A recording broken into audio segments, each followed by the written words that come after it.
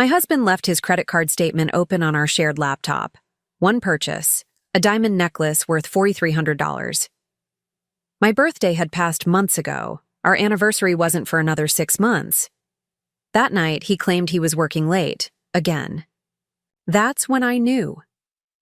After 15 years of building a life together, of managing our finances meticulously, of being the responsible one, while Nathan chased one business opportunity after another, he was planning to leave me. Not just leave me, but leave me financially ruined. Little did he know, I'd been preparing for this moment for nearly a year. The password-protected folder on my work computer labeled Contingency Plan wasn't paranoia after all. When Nathan eventually walked out 3 months later, debt notices in his wake and lipstick on his collar, the look on his face when his access cards were declined and accounts emptied was worth every moment of heartbreak I'd endured. Before we jump back in, tell us where you're tuning in from, and if this story touches you, make sure you're subscribed, because tomorrow, I've saved something extra special for you. The scattered papers on our kitchen island told a story Nathan didn't realize I could read. Loan applications, credit increase requests, account statements hastily shoved into a folder when I walked in. I'm Rebecca Chen, financial analyst at Meridian Partners, and I've spent the last 12 years helping wealthy clients protect their assets. The irony wasn't lost on me as I stood there, coffee cooling in my hand, seeing the evidence of my husband's betrayal laid out in Helvetica and numbers. Working on something? I asked, keeping my voice light. The way Nathan startled, then swept the papers into his messenger bag, told me everything. Just some investment opportunities, he replied, flashing that charming smile that had once made my heart skip. Nothing for you to worry about. And there it was, the dismissal, the subtle suggestion that finances were beyond my understanding, despite my literal career managing high-net-worth portfolios. In 15 years of marriage, Nathan had never fully acknowledged my financial expertise, preferring to chase his dreams of entrepreneurial success while I quietly maintained our stability. Anything promising? I pressed, sliding onto a bar stool. Actually, yes. This could be the big one, Becky. His eyes lit up with that familiar enthusiasm. Jim's connected me with some investors for the app. They're talking serious funding. Jim, his college roommate who'd been involved in 3 MLM schemes in the past decade. The app, Nathan's latest venture, a social platform for amateur chefs that was indistinguishable from dozens already on the market. That's wonderful, I said, the lie smooth on my tongue. Nathan kissed my cheek, grabbing his keys. Don't wait up. Meeting potential investors tonight. As the door closed behind him, I opened my laptop.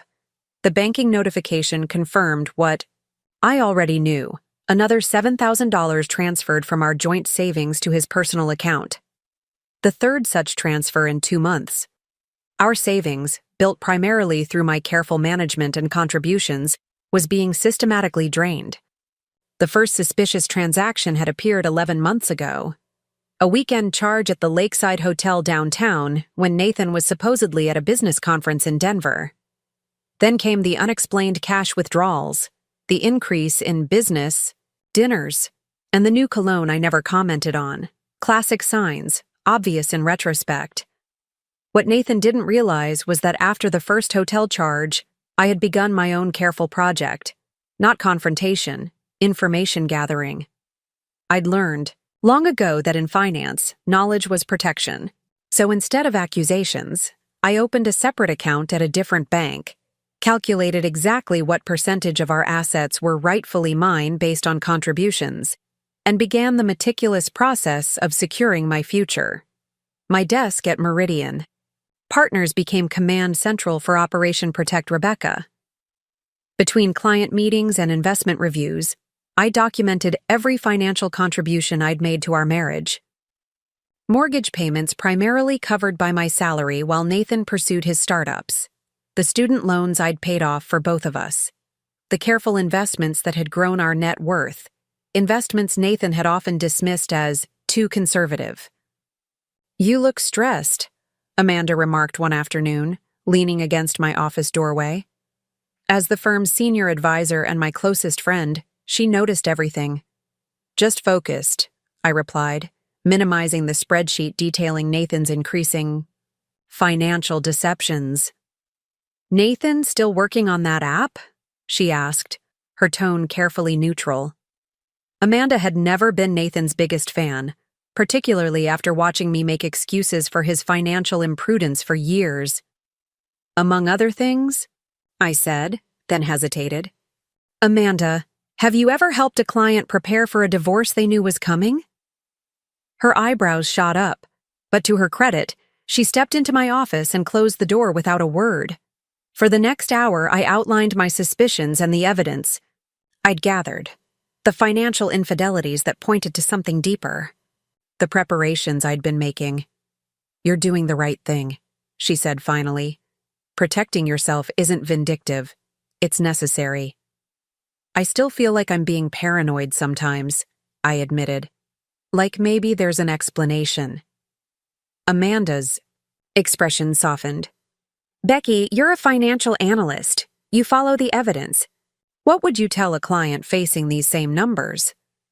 She was right, of course. The numbers told a clear story, one I'd been reluctant to fully accept. That night, I arrived home to find Nathan already there, cooking dinner, something he did only when he wanted something or felt guilty. "You're home early," I remarked, setting down my bag.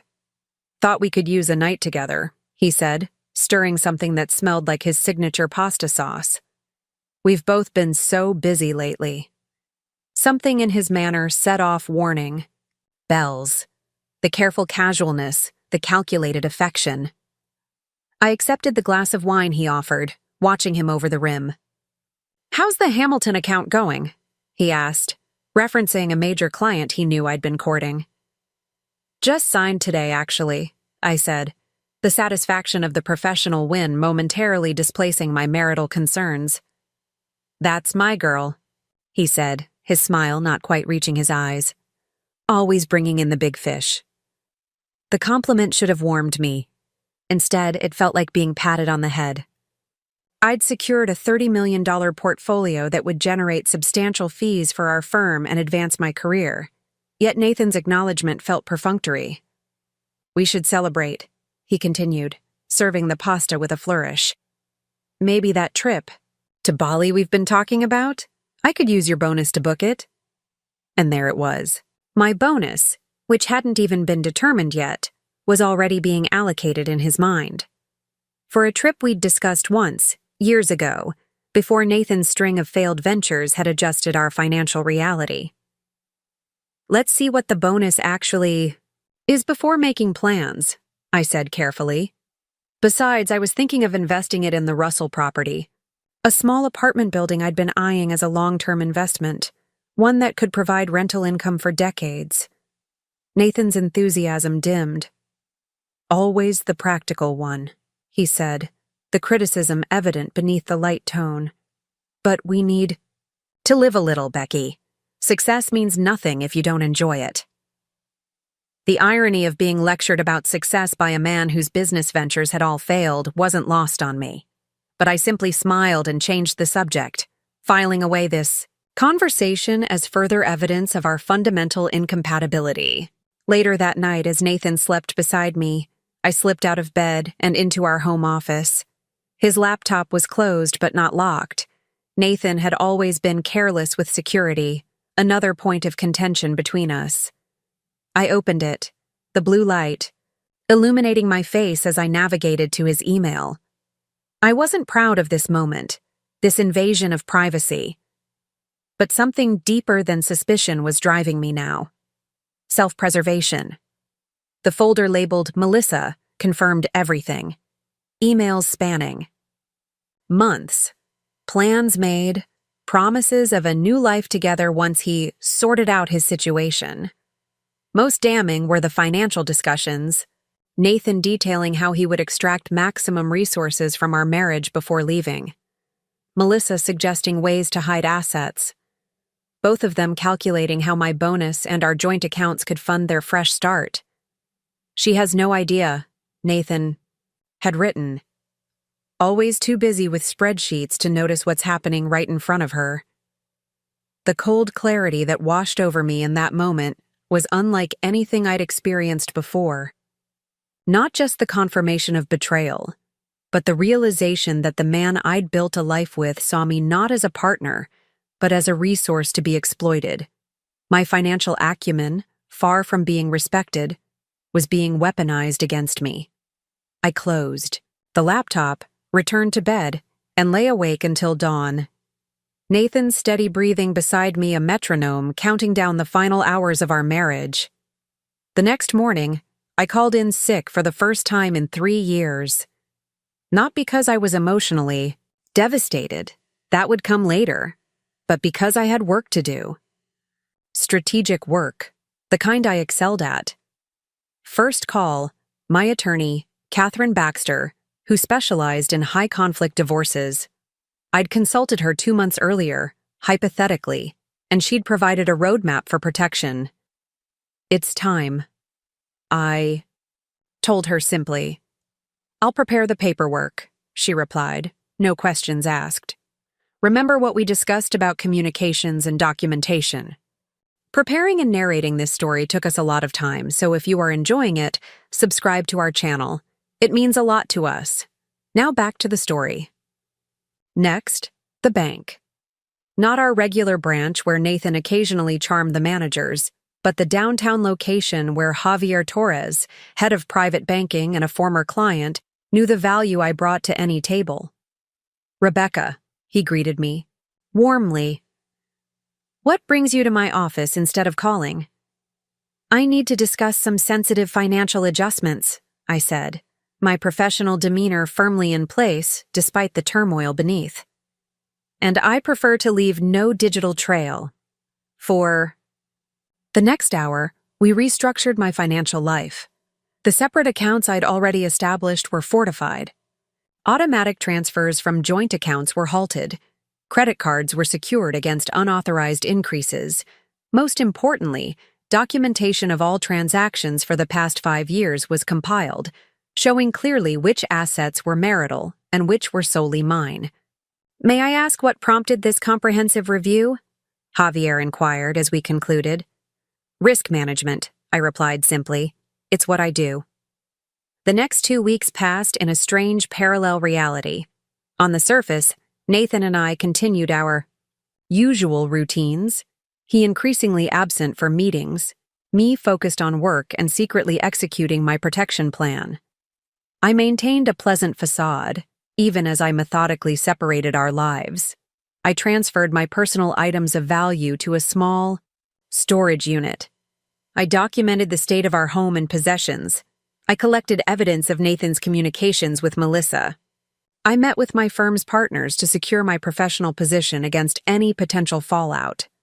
Throughout it all, Nathan noticed nothing, or chose to notice nothing. His own preparations for departure consumed him, his attention fixed on his exit strategy rather than my unusual activities. The catalyzing moment came, appropriately enough, during a dinner with my colleagues to celebrate the Hamilton account. Nathan had insisted on attending, something he rarely did for my professional events. "I wouldn't miss celebrating my wife's success," he'd said, adjusting his tie in the mirror. The tie I'd bought him for his birthday 3 years ago, now worn for the first time. The restaurant was upscale, the kind that required reservations weeks in advance. My team had secured a private room, and as champagne flowed, the conversation turned to the complex negotiation that had won the account. Rebecca identified tax advantages the client hadn't considered. Daniel, my boss, explained to the table. Her analysis of their portfolio restructuring options literally caused their CFO to ask if we could poach her. Laughter rippled around the table. I smiled, accepting the professional acknowledgement with the quiet confidence that had become my trademark. "She's always been good with little details," Nathan interjected, his hand landing possessively on my shoulder. though sometimes I think she misses the forest for the trees. A subtle shift occurred in the atmosphere. My colleagues, sophisticated financial professionals who respected my work, exchanged glances. The Hamilton restructuring will generate approximately $2 million in additional annual returns while reducing their tax exposure by 14%, Amanda stated flatly. That's not a little detail. It's why they moved their entire portfolio to us. Nathan's smile tightened. Of course. I just meant Becky sometimes gets so wrapped up in the numbers she forgets the human element. Right, honey? All eyes turned to me. In that moment, watching Nathan attempt to diminish my professional accomplishment in front of the very people who genuinely valued my expertise, something crystallized. This wasn't just about his affair or his financial deceptions. This was about a fundamental lack of respect that had always existed in our marriage. Actually, I said calmly, meeting his gaze directly, the human element is precisely why the Hamilton family chose us. They need those returns to fund their daughter's medical treatments. The numbers aren't abstract. They're literal lifelines. Nathan's hand slipped from my shoulder. The conversation moved on, but something had shifted between us. The pretense was cracking. Later that night, as we drove home in silence, Nathan finally spoke. You embarrassed me in front of your colleagues. I kept my eyes on the road. How so? Contradicting me like that, making me look uninformed. Were you informed about the Hamilton account? I asked mildly. That's not the point, he snapped. We're supposed to present a united front. I pulled into our driveway and turned off the engine, finally looking at him directly. Is that what you were doing with Melissa at the Lakeside Hotel last Tuesday? Presenting a united front? The color drained from his face. For once, Nathan was speechless. I know everything, I continued, my voice steady despite the adrenaline coursing through me. The affair, the financial transfers, the plans you've been making, all of it. Becky, I can explain. No, I interrupted. You really can't. But here's what's going to happen next. I've filed for divorce. You'll be served tomorrow.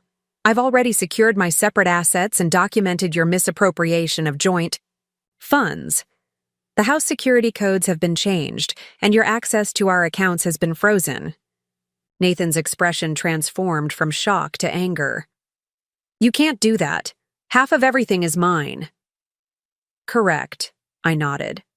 Half. Not the 70% you've been systematically transferring. Not my inheritance that you attempted to leverage for your app development. Not my retirement accounts that you tried to borrow against last month. His eyes widened at the specific details I referenced. How did you? I'm a financial analyst, Nathan. Following money trails is what I do professionally. Did you really think I wouldn't notice? Or did you just assume I'd be too emotionally devastated to protect myself when you left? The silence between us thickened as Nathan processed that. His carefully constructed exit plan had been anticipated and countered before he could execute it. Where am I supposed to go? He finally asked, the entitlement in his tone almost comical given the circumstances. I believe Melissa has a very comfortable condo downtown, I replied, gathering my purse. Though I'm not sure how comfortable she'll be when she realizes you won't be arriving with the financial resources you promised. As I stepped out of the car, leaving Nathan sitting there stunned, a weight lifted from my shoulders. Not because I'd won some marital battle, but because I'd finally acknowledged my own value, both literally and figuratively. Inside, I poured myself a glass of wine and sent a single text to Amanda.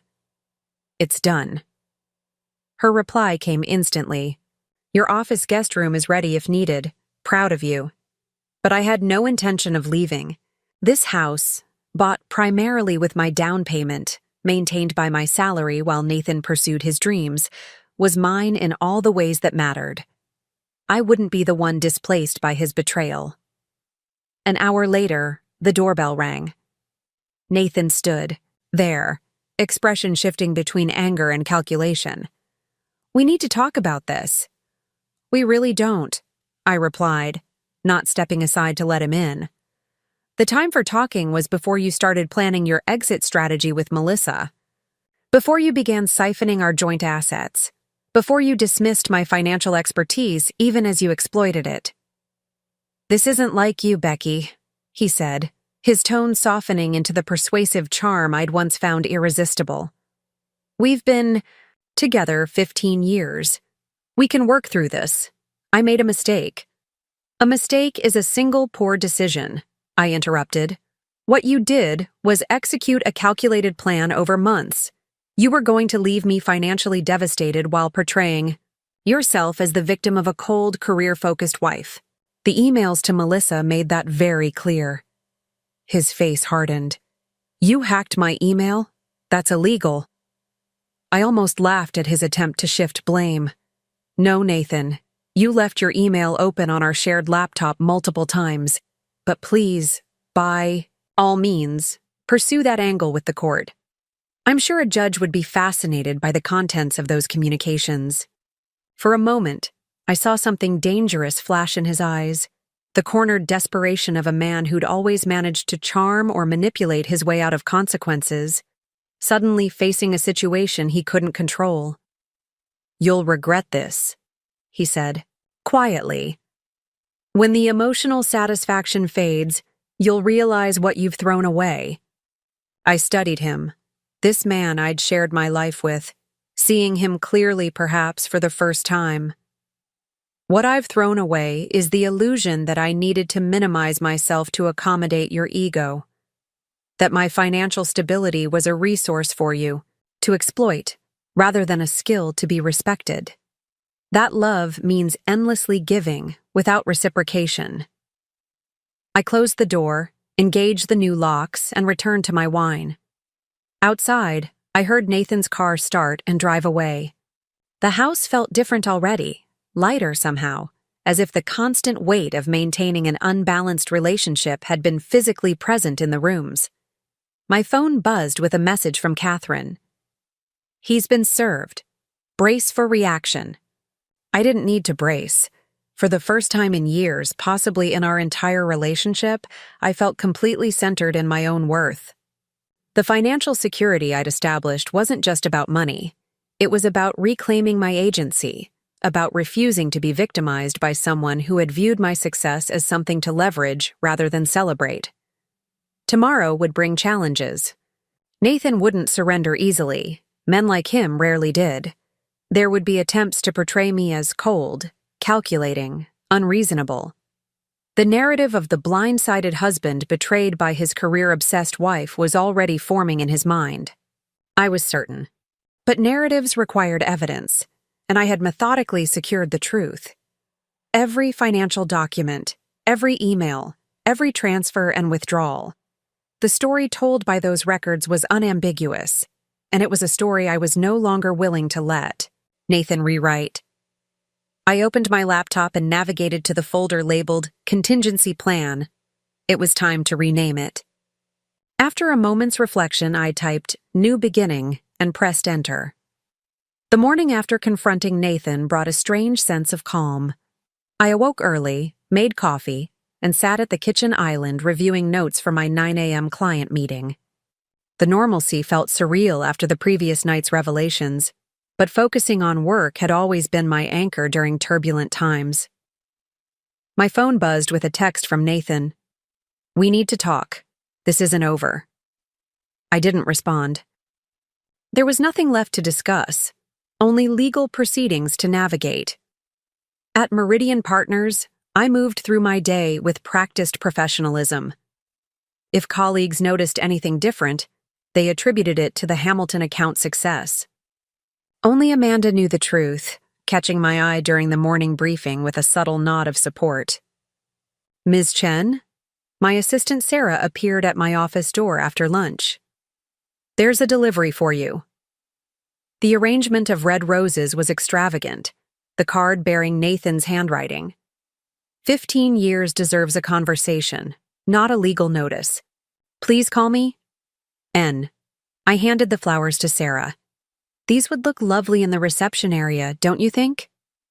Her eyes widened slightly at my dismissal of what was obviously a personal gesture, but she nodded and carried them away. I returned to my analysis of a client's portfolio diversification options, the numbers providing comforting clarity amid my personal chaos. When my office phone rang at 3:42 p.m., I wasn't surprised to see Nathan's cell number on the display. After 4 rings, it went to voicemail. He called back immediately. Again, I let it ring. By the 3rd attempt, I asked Sarah to hold all calls unless they were from clients. At 5:15 p.m., as I was preparing to leave, Daniel stopped by my office. "Rebecca, everything all right?" Nathan was in the lobby earlier, seemed pretty agitated. Security didn't let him up since he's not on your approved visitor list. The information startled me. Nathan had never visited my office uninvited before. "Everything's fine," I assured Daniel. "Personal matter being handled. I appreciate security following protocol." Daniel studied me for a moment. "If you need anything, schedule adjustments, time off, just say the word. The Hamilton account puts you in a strong position here." His subtle reminder of my professional value provided unexpected comfort. "Thank you. For now, work is exactly what I need." I waited an additional 30 minutes before leaving, using the time to email Catherine an update on Nathan's attempts to contact me. Her response was immediate. "Standard escalation. Document everything. Use the side exit tonight." Following her advice, I avoided the main lobby, exiting through the parking garage instead. As I approached my car, a figure stepped from behind a concrete pillar. "Seriously, Becky? Dodging me at your office?" Nathan's voice echoed in the cavernous space. "That's pretty childish, don't you think?" I kept my expression neutral, though my pulse accelerated. "Following me to my workplace is inappropriate. All communication should go through our attorneys now." He stepped closer, blocking my path to the driver's door. "Our attorneys? Listen to yourself. 15 years together, and suddenly we're speaking through lawyers?" "The time frame doesn't change the facts," I replied, maintaining my composure. "Please move so I can access my car." "Not until you agree to talk like reasonable adults," he insisted, his charm shifting toward impatience. "You can't just make unilateral decisions about our marriage, our finances." "That's exactly what you were planning to do," I interrupted, finally allowing a hint of emotion to surface. "The only difference is that I acted first." Nathan's expression transformed, the mask of injured husband slipping to reveal calculation beneath. "You have no idea what you're talking about." "Account number 8734291, I stated flatly. "Opened at First National 7 months ago. Current balance $43,450. Transferred in increments from our joint savings. Lakeside Hotel, 6 separate visits. The diamond necklace from Harrington's Jewelers, size 16 inches. Not my size, by the way. Should I continue?" The color drained from his face, replaced by an anger I rarely witnessed. "You've been spying on me." "I've been protecting myself," I corrected him. "A necessary precaution, as it turns out." He stepped closer, his voice dropping. "You have no idea what you've done. Those accounts, those transfers, there are consequences you haven't considered." Something in his tone sent a warning signal through me. Not just the anger of a man caught betraying his wife, but something more specific. "What kind of consequences?" Nathan ran a hand through his hair, a gesture I recognized from moments when his schemes began unraveling. "Those funds weren't just for personal use. There are investors expecting returns, commitments I've made." Realization dawned slowly. "You weren't just preparing to leave me.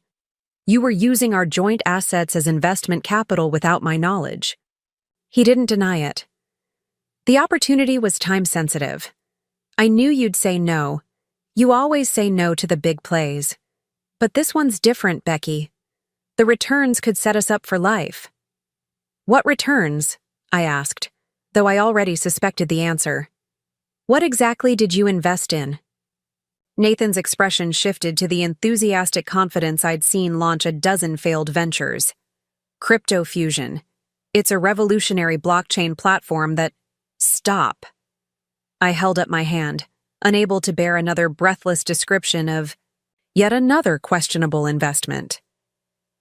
How much did you commit? He hesitated. How much, Nathan? 300,000, he finally admitted.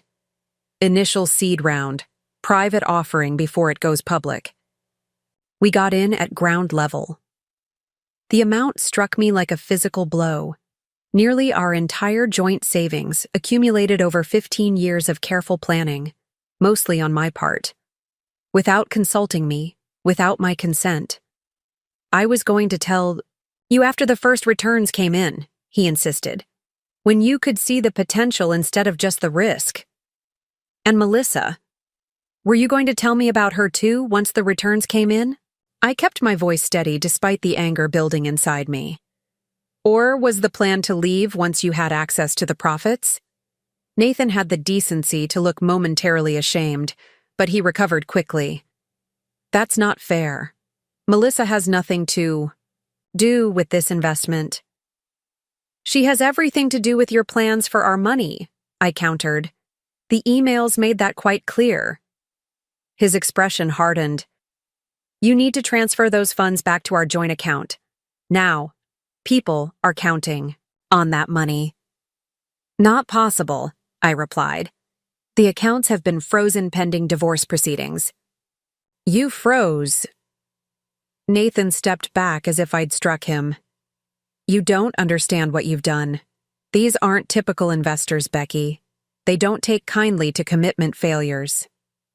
A chill ran through me as I processed the implication. What exactly are you saying? I'm saying unfreeze the accounts, he insisted, lowering his voice. Return the money you transferred out, for both our sakes. The threat hung in the air between us. In 15 years of marriage, through all of Nathan's schemes and failures, I'd never heard this note in his voice. Genuine fear beneath the anger. I need to go, I said, stepping around him to reach my car door. This isn't a game, he called after me as I slid behind the wheel. You need to fix this, Becky. Today. I locked the doors and started the engine, watching in the rearview mirror. As Nathan stood motionless in the parking garage, a figure increasingly distant as I drove away. At home, I double-checked the security system before calling Catherine to report the encounter. Her response was immediate and firm. Document everything, he said. Forward me any texts or emails about these investors.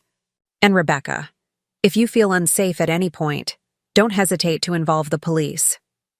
After we hung up, I sat at my kitchen island, the granite cool beneath my fingertips as I processed this new information. Nathan hadn't just been planning to leave me emotionally bereft. He'd potentially entangled our finances with people who operated outside legal boundaries. My phone buzzed with an incoming text from an unknown number. You must be Rebecca. We should talk about Nathan's situation. Meet tomorrow? I took a screenshot before blocking the number, forwarding the image to Catherine with a brief explanation. Her response was a single word: police. Within an hour, 2 officers were sitting in my living room as I explained the situation: my pending divorce, Nathan's unauthorized investments, and now the ambiguous message from a stranger. They took notes, faces professionally neutral. Financial disputes during divorce are common, ma'am, the older officer explained. But threats, even implied ones, are taken seriously. We'll document this incident and increase patrols in your neighborhood for the next few days. After they left, I moved methodically through the house, checking window locks and closing blinds. The home that had once been my sanctuary now felt exposed, its familiar corners harboring new shadows. My phone rang again. Amanda this time. Just checking in, she said when I answered. How are you holding up?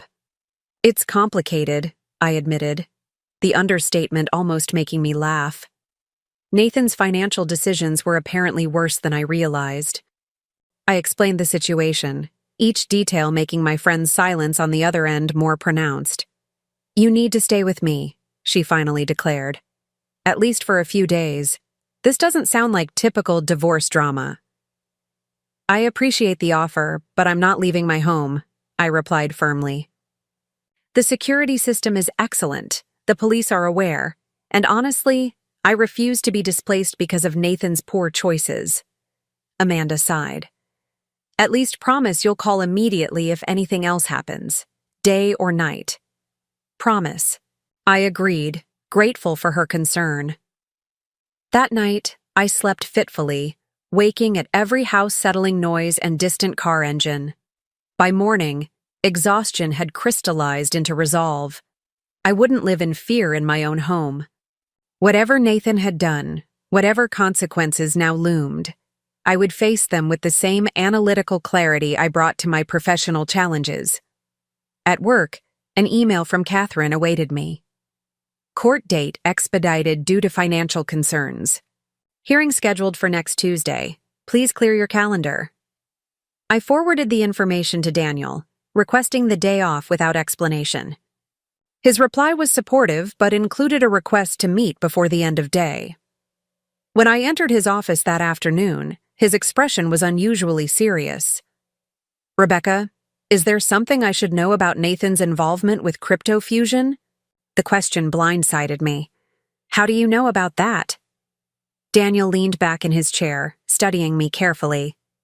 "Because their representative, Victor Mercer, called asking to speak with you. When I explained you weren't available to unknown callers, he mentioned something about investment funds and your husband's commitments." My stomach tightened. "What exactly did he say?" "Nothing explicit," Daniel replied. "But there was an undercurrent I didn't like, as if he were trying to establish some connection to you through the firm." I took a deep breath, weighing my options. Daniel wasn't just my boss. He was a mentor who had championed my career for years. If Crypto Fusion was attempting to reach me through Meridian, he deserved to know why. "I'm in the process of divorcing Nathan," I began, the words still strange on my tongue. "During our separation, I discovered he invested substantial amounts of our joint savings in this Crypto Fusion venture without my knowledge or consent." Daniel's expression darkened. "And now they're trying to contact you directly, bypassing legal channels." "It appears so," I confirmed. "My attorney is handling it, and the police are aware of the situation." "Police?" His eyebrows rose. "Rebecca, if this involves potential criminal activity, the firm needs to know. Not just for your protection, but for our clients." He was right, of course. My personal crisis was beginning to spill into my professional space, potentially compromising the reputation I'd spent years building. "The investments Nathan made may involve questionable parties," I admitted. "I don't have details yet, but there have been concerning communications." Daniel nodded slowly, processing this information. "Here's what we're going to do. First, security will be instructed that no one associated with Crypto Fusion or Nathan is allowed access to this building. Second, all your client meetings for the next week will include a junior associate, for documentation purposes only." "That's not necessary," I protested, uncomfortable with the implication that I needed monitoring. "It's standard procedure when a team member faces external pressures that might affect client interactions," Daniel countered smoothly. "And third, I'm authorizing additional legal support through the firm if needed. Your personal situation has professional implications now, and Meridian protects its own." The support was unexpected and touching. "Thank you," I said simply. Daniel's expression softened slightly. "You're one of our strongest assets, Rebecca. Whatever's happening with Nathan and these Crypto Fusion people, don't handle it alone." As I left his office, my phone buzzed with a text from Nathan. "They're asking questions I can't answer. Need to meet. Tonight. Usual place, 7 p.m. Our usual place was Riverfront Park, where we'd often walk on weekend mornings discussing future plans over coffee. The memory of those seemingly intimate conversations now felt hollow, knowing what Nathan had been planning behind my back. I didn't respond to the text, forwarding it instead to Catherine, who replied immediately, "Do not meet him alone. If you feel you must speak with him, public location only. Bring a witness." The rest of the afternoon passed in a haze of professional obligations performed on autopilot. By 6:30 p.m., I had made my decision. I would meet Nathan, but not at the park, somewhere public, well-lit, with security cameras, and not alone. I called Amanda. "I need a favor." 20 minutes later, we sat at a corner table in the Grand Café, positioned with clear sightlines to all entrances and exits. The upscale restaurant in the lobby of the Westbrook Hotel was always crowded with business dinners at this hour. Perfect for a conversation that needed public witnesses but not eavesdroppers. Nathan arrived at 7:10 p.m., scanning the room before spotting me. His momentary relief at seeing me transformed to wariness when he noticed Amanda beside me. "This is private, Becky," he said without greeting, remaining standing beside our table. "Nothing about our situation is private anymore," I replied evenly. "Not after you involved outside parties in our finances. Amanda stays." He glanced between us, weighing his options, before sliding reluctantly into the seat across from me. Up close, I could see the strain of recent days etched on his face, stubble unevenly spread across his jaw, dark circles beneath eyes that darted nervously around the restaurant. "You look terrible," I observed, not unkindly. "That tends to happen when you're being pressured by investors and frozen out of your own accounts simultaneously," he replied, voice tight. Amanda signaled a waiter, ordering a round of sparkling water for the table. The mundane interaction seemed to irritate Nathan further. "This isn't a social gathering," he snapped. "We have serious issues to discuss." "Then discuss them," I said calmly. Nathan leaned forward, lowering his voice. "The people I committed our investment to are not typical venture capitalists. They operate in cryptocurrency for specific reasons, including minimal regulatory oversight." "Money laundering?" Amanda suggested bluntly. Nathan shot her an irritated glance before returning his attention to me. "Not exactly. But they have expectations about commitments being honored, and they're not interested in hearing about marital disputes." "That sounds very much like your problem, not Rebecca's," Amanda interjected. "It became her problem when she froze the accounts and redirected funds," Nathan countered. "Now they think I'm trying to cheat them." "Aren't you?" I asked quietly. "Wasn't that the plan all along? Use our savings as leverage to extract more from these investors, then disappear with Melissa once you had what you wanted?" Nathan had the grace to look momentarily ashamed. "It wasn't like that. The investment is real. The returns could be substantial." "Could be," I repeated. "Just like your food delivery app could have been revolutionary. Or your social media platform for pet owners could have been the next big thing. How many failed ventures am I supposed to fund before acknowledging the pattern?" "This is different," he insisted. "I've seen the technology. I've met the developers." "And Melissa?" I pressed.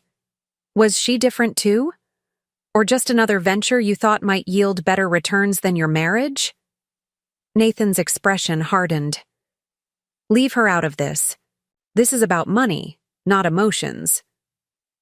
"It's about trust," I corrected him, "and responsibility, both of which you violated." The waiter returned with our water, the interruption giving Nathan a moment to compose himself. When he spoke again, his voice had softened to the persuasive tone I recognized from countless financial discussions throughout our marriage. "Becky, I understand you're hurt. I made mistakes, serious ones. But these people are expecting their full investment by the end of week. If it doesn't arrive, there will be consequences for both of us." Amanda shifted beside me, but I kept my focus on Nathan. "What kind of consequences?" He glanced around before answering. They know where we live. They know where you work. They've made it clear they consider me responsible for delivering the full amount, regardless of personal circumstances. A chill ran through me, despite the restaurant's warm atmosphere. Are you saying they've threatened you? Not explicitly, Nathan admitted, but the implications were clear. These aren't people who give extensions or accept partial payments. Then you should go to the police, I suggested. Nathan laughed bitterly. And tell them what? That I voluntarily entered a cryptocurrency investment with people who may operate in legal gray areas, and now I can't fulfill my commitment because my wife froze our accounts? That would end well. He had a point, though I wasn't about to acknowledge it. What exactly are you asking me to do? Release the funds, he said immediately. Just temporarily. Let me complete this transaction, satisfy these investors, and then we can proceed with whatever divorce arrangements you want. The request was so transparently self-serving that I almost laughed. You're asking me to trust you with $300,000 after discovering you plan to leave me financially devastated while running off with another woman. Put so bluntly, even Nathan seemed to recognize the absurdity. When you put it that way, there is no other way to put it, I interrupted. The accounts remain frozen pending our court hearing next Tuesday. Whatever arrangements you made with these investors will have to wait. Nathan's facade of reasonable negotiation crumbled. You don't understand the position you're putting me in, he hissed, leaning closer. These people don't care about court dates or divorce proceedings. Neither do I replied steadily. My priority is protecting what remains of our joint assets until they can be legally divided. Your investment schemes are no longer my concern. He stared at me, searching for the accommodating wife who had funded his ventures without question for 15 years. That woman was gone, replaced by someone who recognized her own value and refused to compromise it any further. You've changed, he finally said, as if this explanation were the only way to make sense of my refusal. No, I corrected him. I've simply stopped pretending that your financial irresponsibility was somehow a character quirk I needed to accommodate rather than a fundamental incompatibility.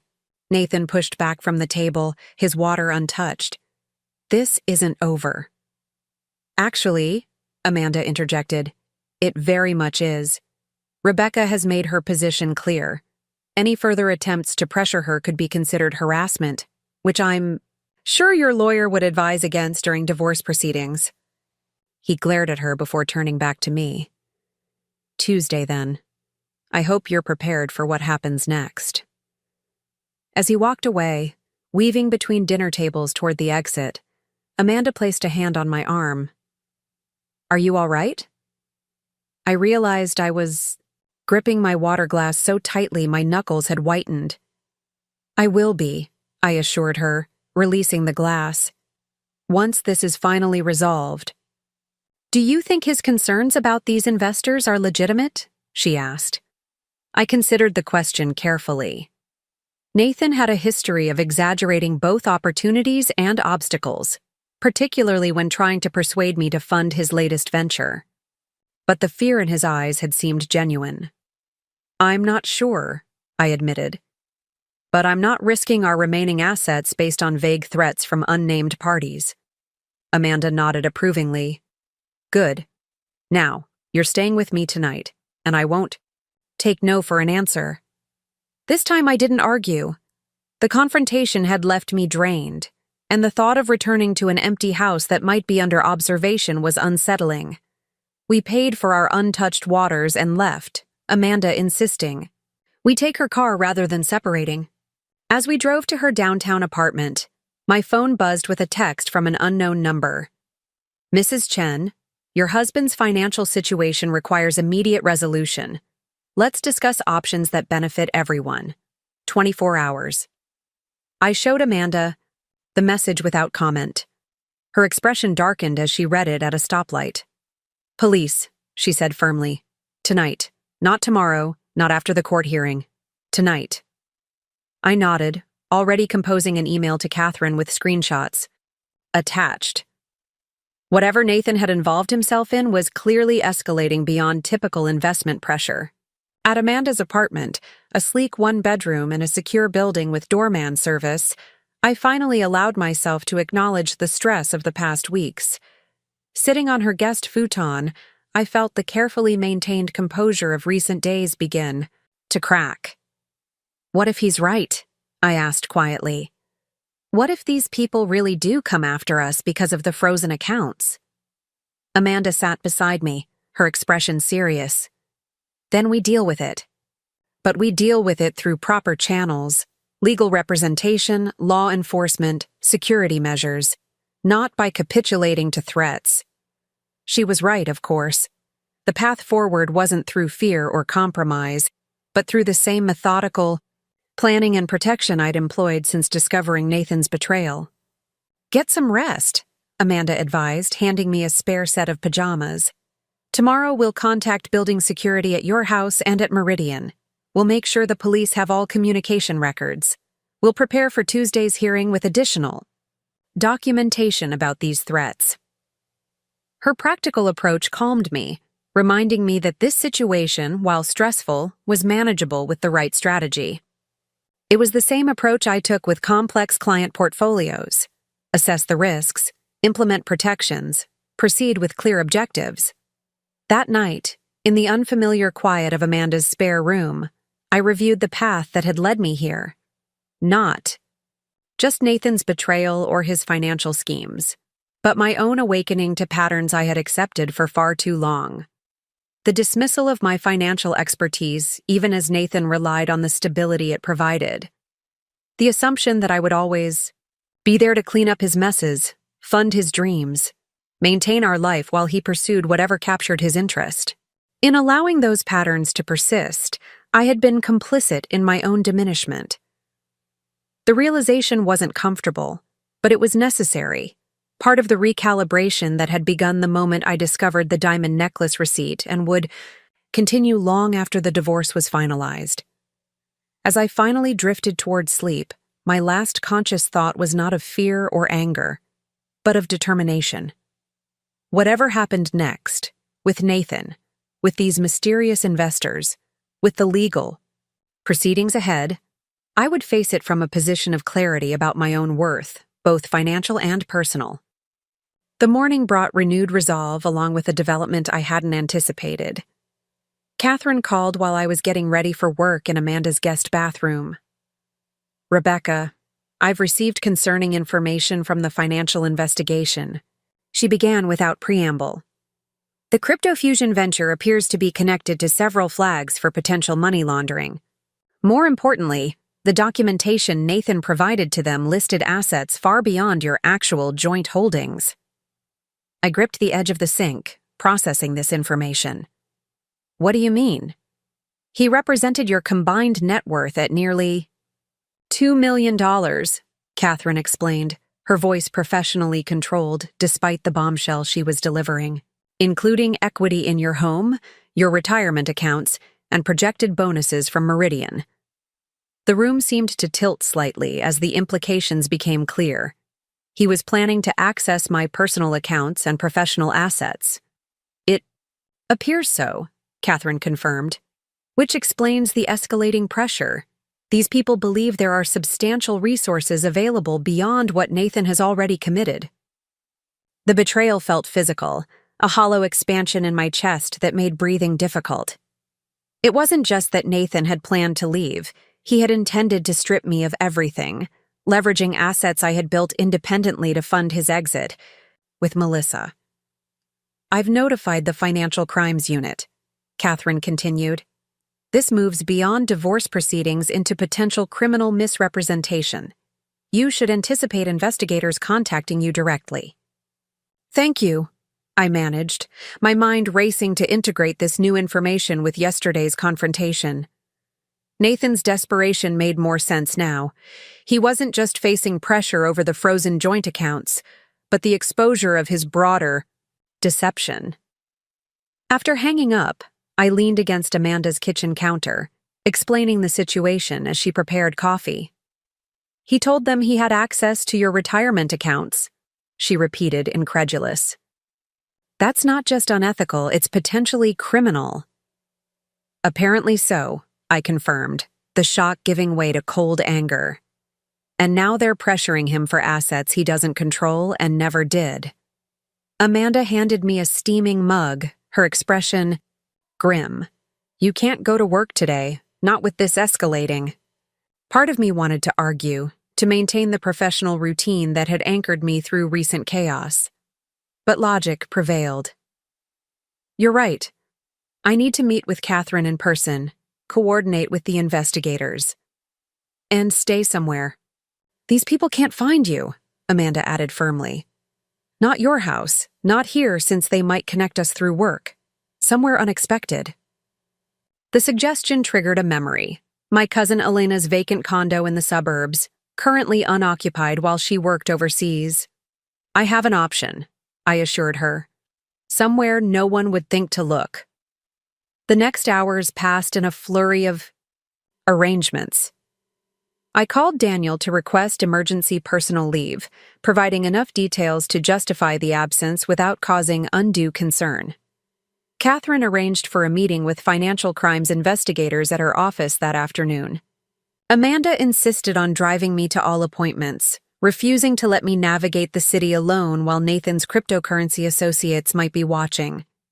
At Catherine's office, the reality of Nathan's deception became even clearer as investigators walked me through documents he had provided to CryptoFusion representatives. This portfolio overview lists your personal retirement accounts as jointly accessible assets, a serious-faced investigator named Martinez explained, sliding a document across the polished conference table. And this projection includes anticipated bonuses from Meridian Partners as guaranteed income. I studied the papers, recognizing Nathan's characteristic optimistic financial projections, always assuming maximum potential returns, minimal tax implications, and perfect market conditions. But these went beyond optimism into outright fabrication. None of these accounts are jointly held, I confirmed, pointing to several line items. And these bonus projections are pure fiction. Meridian's compensation structure doesn't work this way. That's consistent with our preliminary findings, Martinez nodded. Mr. Chen appears to have significantly misrepresented both available assets and future income to secure his position with CryptoFusion. Catherine, seated beside me, asked the question I was hesitant to voice. What exactly is CryptoFusion, from your department's perspective? Martinez exchanged glances with his colleague before responding carefully. We believe it's a sophisticated washing operation for funds of questionable origin. The technology itself may be legitimate, but its primary purpose appears to be obscuring the source of substantial investments. Money laundering, Catherine translated bluntly. We're building that case, Martinez confirmed. Your husband's involvement complicates matters. Was he a knowing participant in illegal activity, or simply an overeager investor who misrepresented his financial position to gain entry? The question hung in the air, impossible for me to answer definitively. Nathan had always operated in gray areas financially, but outright criminal activity seemed beyond his usual bounds. Then again, I had never imagined he would attempt to leverage my personal assets without consent either. What happens now? I asked finally. We continue our investigation into CryptoFusion, Martinez explained. As for your immediate situation, we recommend security precautions. These organizations typically focus pressure on those they perceive as directly responsible, your husband in this case. But the misrepresentation of your joint assets puts you at potential risk as well. The meeting concluded with practical security recommendations and an agreement to share any further communications from either Nathan or unknown parties potentially connected to CryptoFusion. As we left Catherine's office, I felt both better, informed and more unsettled. What had begun as a painful but straightforward divorce had evolved into something potentially dangerous. Elena's condo still feels like the best option, I told Amanda as we drove away. It's in a secure building, in a suburb away from both our house and downtown, and no one in Nathan's circle has ever met my cousin. Amanda agreed, following my directions to the residential complex where Elena had purchased a small 2-bedroom as an investment property before accepting an international assignment. Using the emergency key Elena had left with me, we entered the sparsely furnished unit, its neutral decor and minimal personal touches making it feel appropriately anonymous. "I'll stay with you tonight," Amanda offered, surveying the space. "We can pick up essentials on the way back from your house. You'll need clothes and toiletries at minimum." The suggestion of returning home sent an unexpected surge of anxiety through me. "Is that safe?" "We'll make it quick," she assured me. "And I'll be with you the entire time. But you need your things, and any financial documents you haven't already secured should be moved somewhere safe." She was right, of course. Whatever happened next, with the divorce, with Nathan's cryptocurrency associates, with the criminal investigation now unfolding, I needed to be prepared. And that meant facing the home that no longer felt entirely safe. As we drove toward the house that evening, the setting sun casting long shadows across familiar streets, I steeled myself for whatever might await us there. Not just potential external threats, but the emotional weight of a space filled with 15 years of memories, now irrevocably altered by betrayal. What I didn't anticipate was the black luxury sedan parked directly in front of our driveway, its engine running, a silhouette visible behind tinted windows. "Keep driving," I instructed Amanda sharply. "Don't slow down." She complied without question, continuing past my house at a casual pace before turning at the next intersection. "Was that—" "I don't know," I admitted, heart pounding as I called Catherine's emergency line.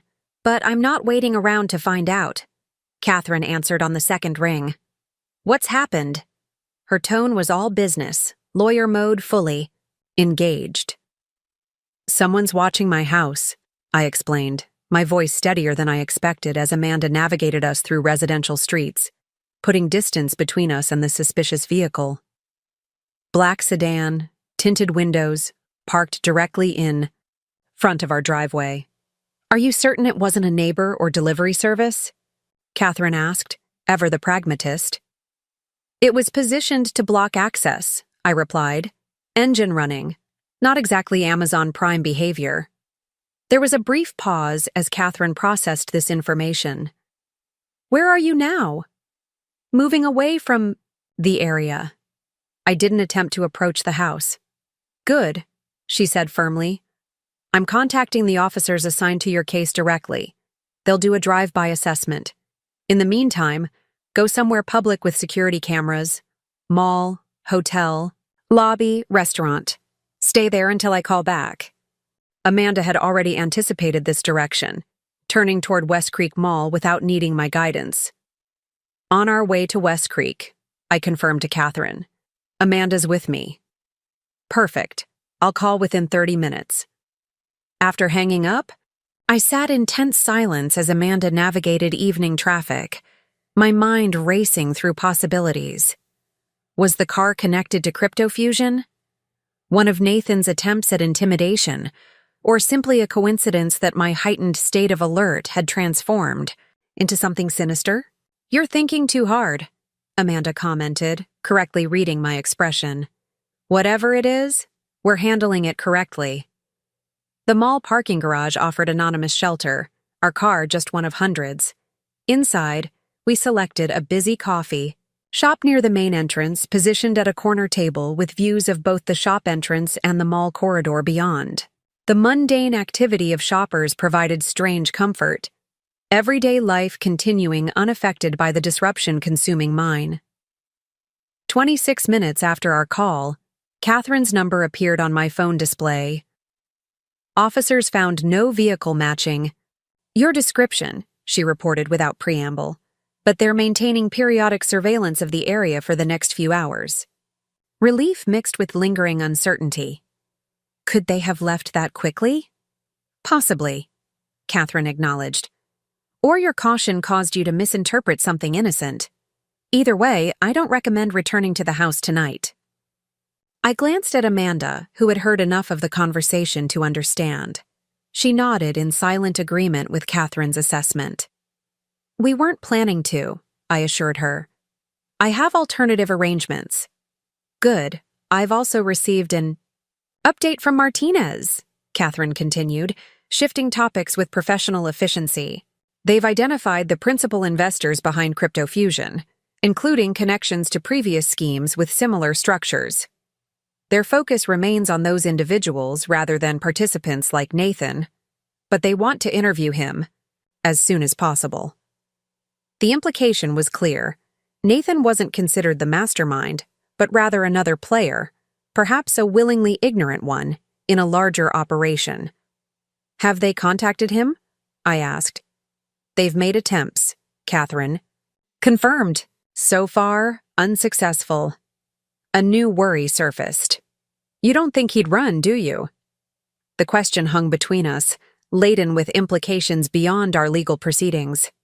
If Nathan fled to avoid questioning about Crypto Fusion, it would complicate everything. Our divorce, the financial separation, potential criminal charges. Let's not speculate, Catherine advised. For now, focus on your immediate security. I'll coordinate with Martinez regarding any developments on their end. We still proceed with court on Tuesday as planned. After ending the call, I relayed the key points to Amanda, whose expression grew increasingly concerned. If he runs, she began. He won't, I interrupted, with more certainty than I felt. Nathan's always been convinced he can talk his way out of anything. Running would mean admitting defeat. Amanda seemed skeptical, but didn't argue. So, what's our next move? We still need to get your essential items. I considered our options. Returning to the house felt increasingly risky, not just because of the possible surveillance, but because of what Nathan might do as his situation grew more desperate. There's a 24-hour department store 10 minutes from Elena's condo, I decided. I can get necessities there for the next few days. Anything truly essential from the house can wait until we have more information. As we drove to the store, I mentally cataloged what I needed versus what could be replaced. Clothing, toiletries, basic medication, all easily purchased. Financial documents were already secured in digital formats, backed up to encrypted cloud storage only I could access. The few truly irreplaceable items, my grandmother's jewelry, family photographs, important mementos, were stored in a safety deposit box at my bank, moved there weeks earlier during my initial preparation for separation. You really did think of everything, Amanda observed as I methodically selected practical items in the store. Most people facing divorce don't have this level of foresight. Most people facing divorce haven't spent their professional lives anticipating financial worst-case scenarios, I replied, selecting a simple set of pajamas. And most don't discover their husband has potentially connected them to money laundering operations. The attempted humor fell flat, the reality too stark for levity. We completed our shopping in efficient silence, then headed to Elena's condo where Amanda helped me organize my temporary living space. I'll stay tonight, she offered, again, setting up linens on the living room sofa. After that, we can establish a rotation. Maybe Daniel can arrange for private security through the firm's service. The suggestion triggered an unexpected wave of emotion, not fear or grief, but profound gratitude for the support network I'd cultivated professionally while my personal life imploded. Thank you, I said simply, the words inadequate for the steadiness she'd provided. Amanda waved away my gratitude. You'd do the same for me. Now get some sleep. Tomorrow brings another day of Nathan's drama to manage. Despite exhaustion, sleep proved elusive that night. In the unfamiliar bedroom of Elena's condo, I found myself mentally retracing the path that had led to this moment. Not just Nathan's betrayal or the discovery of his financial deceptions, but the years of subtle dismissals and redirections that had preceded them. The way he'd positioned himself as the financial visionary while I was merely the practical calculator. The times he'd explained basic investment principles to me, a financial director, with the confidence of someone addressing a novice. The gradual erosion of my professional identity within our marriage, even as my career flourished outside, it. When sleep finally came, it brought fragmented dreams of numbers spiraling out of control, of bank vaults with changing combinations, of Nathan and Melissa laughing in Lakeside Hotel while surrounded by stacks of currency. I awoke to soft morning light filtering through unfamiliar curtains and the distant sound of Amanda preparing coffee in Elena's kitchen. For a brief, disorienting moment, I couldn't place myself in time or space. Then reality reasserted itself. The divorce, the cryptocurrency scheme, the watching car, the temporary refuge. My phone showed multiple missed calls from unknown numbers and a single text from Nathan. "We need to talk. Not about us, about staying safe." I forwarded the message to Catherine without responding, then joined Amanda in the kitchen. "Any developments?" she asked, handing me a mug of coffee. "Nathan's trying to establish contact," I replied, showing her the message. "Playing the protection angle now." Amanda frowned. "Classic manipulation. Create a threat, then offer protection from it. Except the threat might be real this time," I acknowledged reluctantly, "even if he's exaggerating for leverage." Before we could discuss further, my phone rang with Catherine's number. "I've been on with Martinez this morning," she began. "There's been a significant development. The Financial Crimes Unit executed search warrants at Crypto Fusion's registered office early today. Nathan was there." The news hit like cold water. "He was at their office? Why?" "Unclear at this point," Catherine replied. "He's currently being interviewed as a person of interest, not under arrest. But his presence at their headquarters at 6 a.m. raises obvious questions." My mind raced through possibilities, none of them reassuring. Was Nathan more deeply involved than we'd realized? Was he attempting to negotiate with them independently? Was he trying to recover documentation of his own misrepresentations? "How does this affect our court date?" I asked, focusing on the practical implications. "It complicates matters," Catherine admitted. "If Nathan is formally charged with anything related to Crypto Fusion, it could delay our proceedings. However, it might also strengthen our position regarding financial mismanagement and marital assets." After ending the call, I relayed the why information to Amanda, whose expression shifted from concern to indignation. "So, while you're hiding in your cousin's condo because of threats potentially connected to his cryptocurrency dealings, he's at their offices at dawn?" she summarized, incredulously. "That's either incredibly stupid or suggests he's more involved than we thought. Or he's desperately trying to resolve the situation before Tuesday's hearing," I suggested, attempting to view the situation objectively despite my personal stake. If he can convince them he'll deliver the promised funds somehow, he might believe he can still salvage both the investment and enough assets from our divorce to start over with Melissa. Amanda shook her head. "You're still giving him too much credit. The Nathan you're describing is calculating but ultimately rational. The Nathan who misrepresented your joint assets to potential money launderers is neither." Her bluntness struck home. I had indeed been applying rational frameworks to Nathan's increasingly irrational actions, perhaps out of habit from 15 years of translating his financial optimism into practical reality. My phone buzzed with another text, this one from an unknown number. "Your husband made promises he can't keep. But you can. Let's discuss. Palmer Hotel lobby, noon today." I stared at the message, its implications crystallizing with terrifying clarity.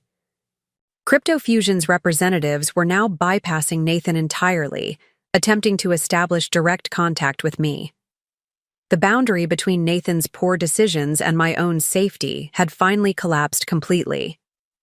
I forwarded the message to both, Catherine and Martinez, before showing it to Amanda, whose face paled. "You're not going," she stated immediately, not a question but a declaration. "Of course not," I agreed. "But this confirms they know who I am, where I work, and possibly where I live. They're escalating from pressuring Nathan to direct contact. Catherine called back within minutes, her voice tight with controlled urgency.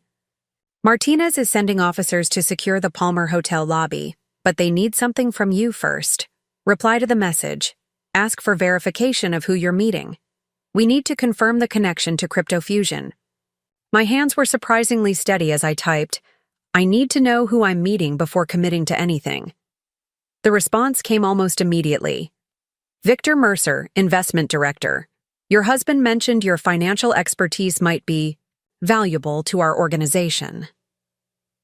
I forwarded this message directly to Martinez's number, which Catherine had provided earlier. His response was prompt and direct. Do not engage further. We have confirmation. Security team en route to your location. The security team arrived 20 minutes later.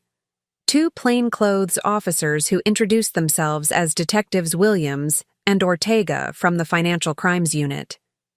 They performed a thorough security assessment of Elena's condo building, established communication protocols, and outlined precautionary measures.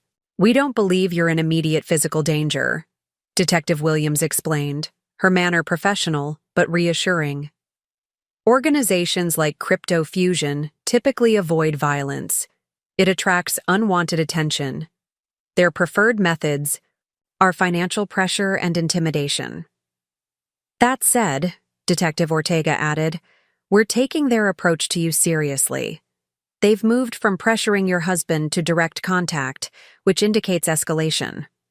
They coordinated with the building's security team, arranged for periodic patrol check-ins, and established a direct line of communication that bypassed standard dispatch channels. The comprehensive response should have been reassuring, but it only underscored the seriousness of the situation. What about Nathan? I asked as they prepared to leave. Is he still being interviewed? The detectives exchanged glances before Williams answered carefully. Mr. Chen provided a statement and was released. His attorney was present throughout. His attorney? I repeated, surprised. Nathan and I had used the same family lawyer for years for routine matters like wills and real estate transactions. I hadn't known he'd retained separate counsel. A Mr. Jeffries, Ortega confirmed, specialized in white-collar defense. The information wasn't directly relevant to my security, but it provided another piece of the evolving puzzle. Nathan had been preparing for potential legal challenges beyond our divorce, another contingency he'd arranged without my knowledge. After the detectives left, Amanda and I sat in silence for several minutes, absorbing the morning's developments. I need to go to work tomorrow, I finally said. I can't hide indefinitely, and Meridian has security protocols already in place. Amanda frowned. Is that wise? At least wait until after the court hearing. I shook my head.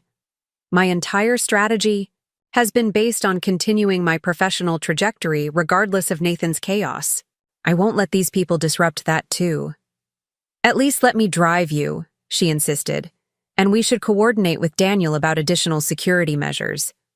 I agreed to these reasonable precautions, already mentally preparing for Tuesday's court date.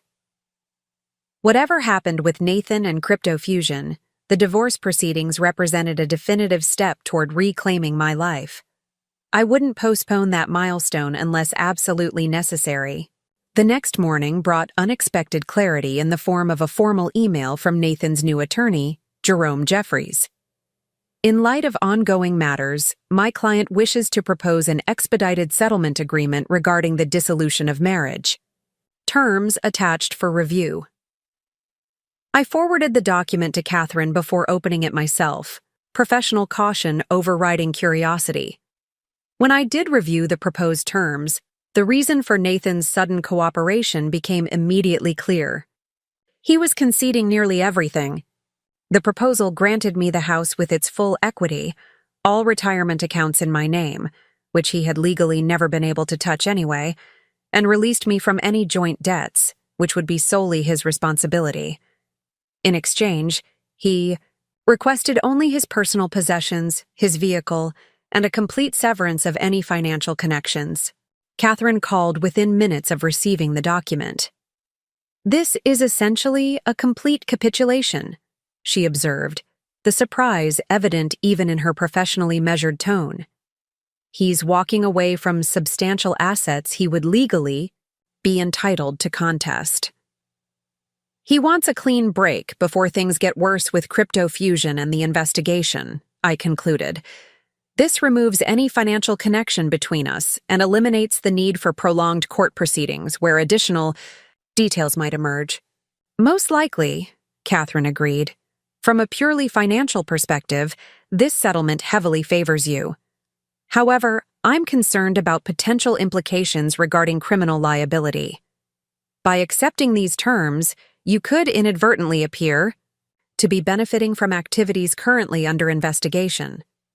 She proposed a strategy: accept the general framework, but adjust specific terms to ensure clean separation from any potentially tainted assets. We would proceed with tomorrow's court date as scheduled, presenting the modified agreement for judicial approval. When I shared this development with Amanda that evening, her initial reaction mirrored mine: suspicion mixed with cautious relief. "It's almost too perfect," she observed, reviewing the proposed terms. "Nathan voluntarily walking away from assets. He spent months trying to leverage or hide." "Fear is a powerful motivator," I replied. "Whatever he's involved with through crypto fusion clearly frightens him more than the prospect of starting over financially." "Or he's planning something else entirely," Amanda suggested, ever the skeptic. "Maybe this apparent surrender is just another maneuver." I considered this possibility, but the evidence suggested otherwise. Nathan's text messages had grown increasingly desperate. His attorney's communication was formal but urgent, and the complete capitulation on financial terms indicated genuine pressure beyond our marital dissolution. "I think he's truly trying to extricate himself," I concluded. "From crypto fusion, from our marriage, from the financial entanglements he created. This settlement offers him the cleanest exit possible, even if it's financially disadvantageous." The court date arrived with unexpected calm. After weeks of escalating drama, the actual divorce proceeding felt almost anticlimactic. Nathan arrived, with Jeffries, nodding briefly in acknowledgement but maintaining his distance in the courthouse hallway. He looked haggard, the polished confidence that had once been his defining characteristic now visibly eroded. Inside the courtroom, our respective attorneys presented the negotiated settlement agreement to the judge, who reviewed it with professional thoroughness. "This distribution heavily favors the petitioner," he observed, glancing between Nathan and me. "Mr. Chen, you understand you're entitled to contest these terms?" Jeffries spoke for him. "My client understands, Your Honor. He wishes to expedite the dissolution and accepts the terms as presented." The judge studied Nathan for a moment longer before continuing through the standard questions, ensuring both parties entered the agreement voluntarily and with full understanding. When the final declaration of dissolution was pronounced, I expected to feel something momentous, triumph, perhaps, or at least vindication. Instead, what washed over me was simply relief. Not joy or victory, just the quiet recognition that one chapter had officially closed, allowing the next to begin. As we gathered our documents and prepared to leave, Nathan approached me directly for the first time that day. Jeffries hovered nearby, clearly uncomfortable with the unplanned interaction. "It's done," Nathan said quietly, his expression unreadable. "You got what you wanted." "I wanted a partnership based on mutual respect," I corrected him, maintaining professional composure in the public space. "This was just the necessary conclusion once that proved impossible." He glanced toward where Catherine and Amanda waited by the courtroom door. "They've contacted Melissa too, you know, the investigators. Apparently my emails mentioned her enough to warrant an interview. The information wasn't particularly relevant to me, but I recognized the admission for what it was, Nathan's acknowledgement that his carefully constructed exit strategy had collapsed entirely. I hope you find what you're looking for, I said finally, meaning it despite everything. 15 years together had left at least some residue of caring, even amidst the betrayal and deceit. They're watching me, he replied, voice dropping lower. Crypto fusion. I can't access the money I promised them, and they blame me for the investigation. Understanding dawned. That's why you conceded everything in the settlement. You're planning to leave town. Nathan's silence confirmed my assessment. His capitulation hadn't been solely about avoiding prolonged legal proceedings. It was about eliminating attachments that would complicate a quick departure. You should tell Detective Martinez, I advised. They can help with protection if you cooperate fully. Jeffries stepped forward then, placing a hand on Nathan's arm. We should go. The car is waiting. Nathan held my gaze for a moment longer.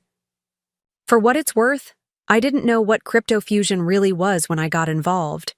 I thought it was just another investment opportunity. But you knew what you were doing with our finances, I reminded him.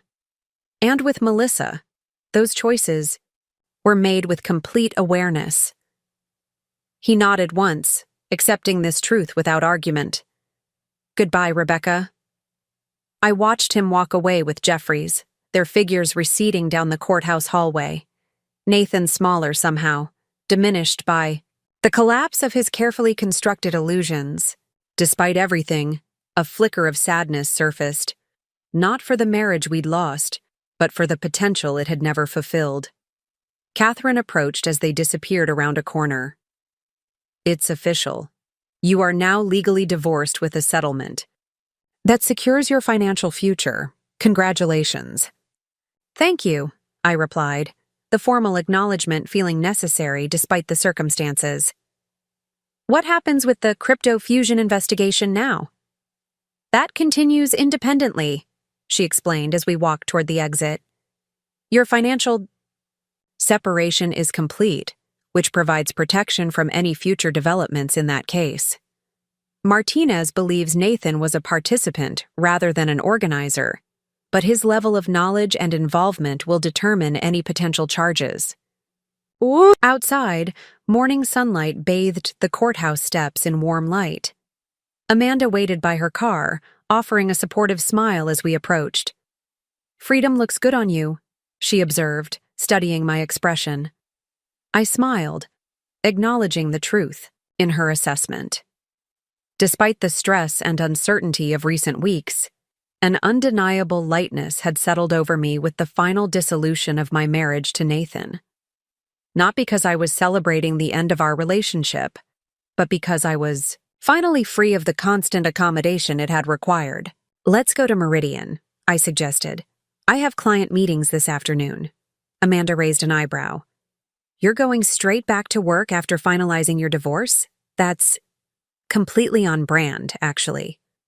Life continues, I said, simply. And I have portfolios to manage. The normalcy of returning to work felt like reclaiming another piece of myself. For too long, Nathan's drama had dominated my attention, consuming mental and emotional resources that could have been directed elsewhere. No more. At Meridian, Daniel met me in the lobby, his expression a careful mix of professional support and personal concern. Everything proceed as expected?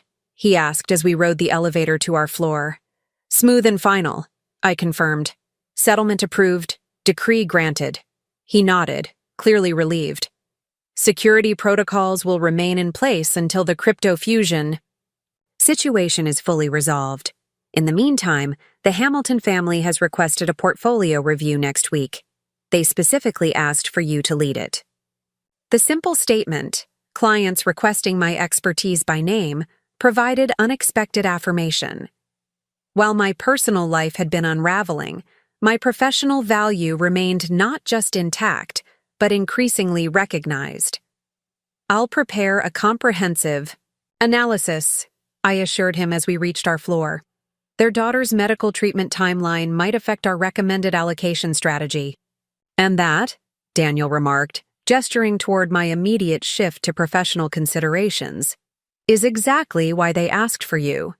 Your ability to see both numbers and needs simultaneously.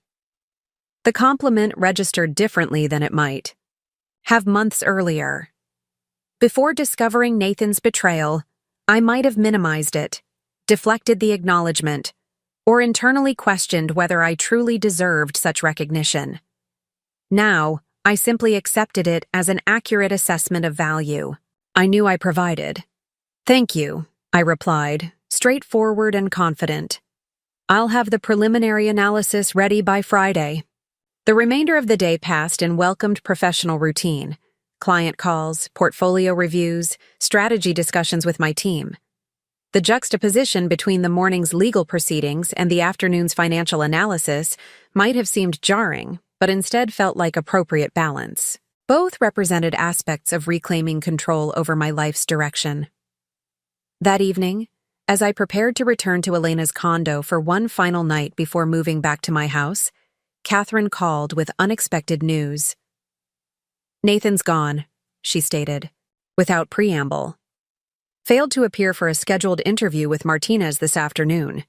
His attorney claims no knowledge of his whereabouts, but the timing suggests planned departure rather than something more concerning. I absorbed this information with surprising equanimity. He mentioned they were watching him, crypto fusion. I suggested he speak with Martinez about protection. Apparently he chose a different solution, Catherine observed. Martinez has issued a material witness warrant, but given the head start and Nathan's access to cash, they're not optimistic about immediate location. After hanging up, I considered calling Amanda to share this development, but decided against it. Nathan's disappearance marked yet another chapter closing. One I hadn't anticipated, but perhaps should have. His pattern had always been the same: create problems, then escape rather than resolve them. Our marriage had simply been his longest-running variation on that theme. 3 days later, I moved back into my house, our house now solely mine under the divorce settlement.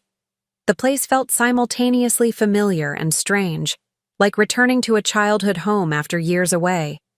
Same spaces, different context. I spent that first weekend reclaiming rooms that had subtly shifted under Nathan's influence over the years. The home office he had gradually taken over returned to its original purpose, hosting my professional reference materials and financial planning documents. The guest room he had filled with abandoned hobby equipment was cleared, painted, and transformed into a personal reading retreat. The kitchen was reorganized to my preferences rather than maintaining the arbitrary system Nathan had insisted was more efficient. Each small change represented not just practical preference, but symbolic reclamation. This space was now truly mine, not a jointly navigated compromise perpetually tilted toward Nathan's priorities. 6 weeks after the divorce was finalized, Daniel called me into his office for an unexpected meeting. I arrived with notebook in hand, assuming we would discuss the expanded Hamilton portfolio, or perhaps the new client referrals that had been increasing since our successful restructuring strategy. Instead, I found Richard Porter, the firm's founding partner, seated beside Daniel, both men with expressions of contained excitement that immediately piqued my curiosity. "Rebecca," Richard began after preliminary greetings, "I'll get straight to the point. We're establishing a new division focused specifically on wealth protection and strategic restructuring for high-net-worth clients facing major life transitions, divorce, inheritance, business liquidation, and similar scenarios." Daniel continued seamlessly. "Your work with the Hamilton family demonstrated exactly the approach we want this division to embody. Technical expertise combined with emotional intelligence and practical implementation." Richard leaned forward. "Slightly. We'd like you to develop and lead this division as managing director. It would mean building a specialized team, creating proprietary analysis frameworks, and establishing Meridian as the go-to firm for complex financial transitions." The offer stunned me momentarily. not just a promotion, but essentially the creation of a division tailored to my specific strengths, with autonomy to shape its development. The timing is intentional, Daniel added with characteristic directness. We've been considering this strategic direction for months, but waited until your personal situation stabilized. Not out of concern for your capabilities during the divorce, you've more than demonstrated your professional focus, but to ensure you had capacity to take on something of this magnitude. The consideration behind their timing touched me unexpectedly. Unlike Nathan, who had seen my professional success primarily as a resource to leverage for his own purposes, my colleagues recognized its intrinsic value and sought to nurture rather than exploit it. I'm honored, I replied, genuinely moved by the opportunity. And very interested. I'd like to review the structural details and compensation package, of course, but conceptually, this aligns perfectly with where I believe financial services should be heading. We spent the next hour outlining preliminary vision and implementation plans, my mind already racing with possibilities for this new venture. By the time I returned to my office, a path had crystallized before me. Not just professional advancement, but the chance to help others navigate the very financial transitions I had recently experienced myself. Amanda's reaction when I shared the news over dinner that evening was unrestrained enthusiasm. Managing Director, your own division. This is exactly the recognition you deserve. It's an incredible opportunity, I agreed, still processing the magnitude of the advancement. And honestly, I'm not sure it would have happened if I hadn't gone through the divorce. Amanda's expression turned quizzical. What do you mean? I considered how to articulate the connection I sensed between my personal upheaval and professional evolution. Before discovering Nathan's betrayal, I had become accustomed to minimizing my financial expertise at home to accommodate his ego. That habit was subtle but pervasive, occasionally bleeding into how I presented myself professionally. You were never anything but confident at work, Amanda objected. Confident in execution, yes, I acknowledged, but perhaps less assertive than I could have been about advancement, about claiming recognition for my contributions. Part of me had internalized Nathan's narrative, that my skills were valuable primarily as support for others' ambitions, rather than as the foundation for my own. Understanding dawned in Amanda's expression. And when you stopped managing his financial chaos, I redirected that energy toward my own potential, I completed. Exactly. The realization wasn't entirely new, but articulating it aloud crystallized its significance. Nathan's betrayal, painful as it had been, had ultimately forced me to recognize patterns of diminishment I had accepted for years. In removing myself from those patterns, I had reclaimed not just financial assets, but personal agency and professional ambition. 3 months after accepting the managing director position, I received an unexpected email from a name I didn't immediately recognize: Melissa Jenkins, Nathan's former mistress, now apparently reaching out directly. My finger hovered over the delete button before curiosity prevailed. The message was brief but startling. I believe Nathan is back in the country. Thought you should know for security reasons. He contacted me last week seeking money. I declined and notified the investigator handling the crypto fusion case. Stay safe. I forwarded the message to Martinez before allowing myself to fully process its implications. Nathan had fled rather than face questioning, likely using whatever cash reserves he had managed to hide before our divorce. Those resources had apparently been depleted more quickly than he anticipated, driving him back to familiar territory despite the risks. Martinez called within the hour. We're following up on this information, he confirmed. Multiple agencies are involved given the interstate and potentially international elements. Your security should remain a priority, though we don't believe you're his primary target. Financial resources are, I concluded, which is why he contacted Melissa rather than attempting to approach me directly. Most likely, Martinez agreed. Still, standard precautions are advisable. We'll increase patrol frequency near your residence and workplace. After our call, I sat in my home office, surrounded by the organized financial documents that represented my reclaimed independence, considering this unexpected development.